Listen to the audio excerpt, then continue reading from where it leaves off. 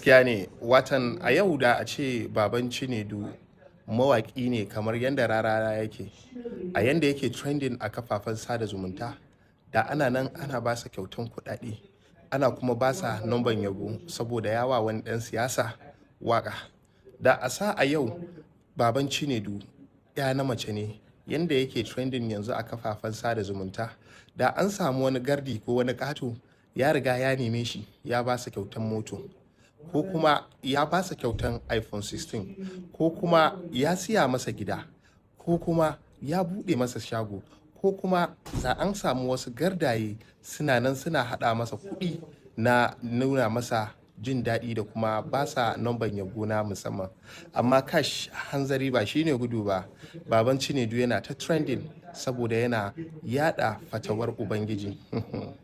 To 'yan arewa, yanzu dai ya kamata mu haɗa ƙarfi da ƙarfe mu tallafa baban Cinedu ya wuce wannan matsayin da yake yanzu. Allah ya sa mu dace.